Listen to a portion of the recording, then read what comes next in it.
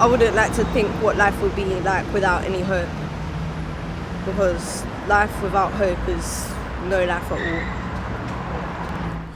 all. Without hope, I think we're lost. We could help people with no hope by modeling the love of Christ toward them. I think that we can help people by first meeting their physical needs and then teaching them about the Lord and the hope that we have in Him. There's a lot of people who are living in a world with no hope right now, and I think the best way maybe to help them is to share the hope that we have in Christ, to live out a life of hope, and to encourage them with words and with your actions as well. I suppose what we can do with people who have no hope is to talk about our times of hopelessness and how did we get through that and where did we find our answers. Why do I continue to hope? Well, I continue to hope because I have my faith in God, and I believe that He is ultimately in charge.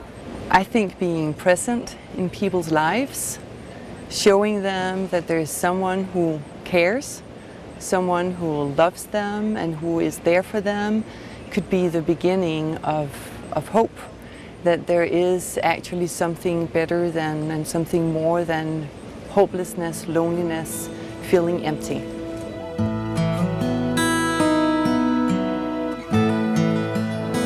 Hope comes in a variety of ways, and we hope for many things. It fills us with anticipation. Something good may happen. Alternatively, when troubled by loss and tragedy, hope may be the only thing left to hold on to. To lose all hope is devastating. We can't put a precise figure on how many people lose hope each day. Hope isn't measurable, nor is despair, but it leads to suicide after suicide. In 1907, William Booth, the Army's founder, was the first to introduce support services for people contemplating suicide. Other organisations quickly sprung up. Those who feel they have no hope should always be our business. Humankind moved into the 21st century with a growing trade in human trafficking. Tricked into being traded for money and trapped into captivity, more and more people, all made in the image of God, live in hopelessness. Children sold by their parents and women betraying other women are just two aspects of a worldwide malaise in which powerful, unscrupulous dealers, usually men, wield terrifying, destructive power over vulnerable, despairing fellow humans. They crush every hope. The helplessness and hopelessness of those fleeing from wars, persecution and terror have driven thousands to cram into unseaworthy boats and take their chances on the high seas. Tens of thousands have perished making desperate journeys. Those who make it to safe countries face the grueling prospect of being deported. Many, fearing for their lives, ask for asylum. The process can be soul-destroying. Help is essential.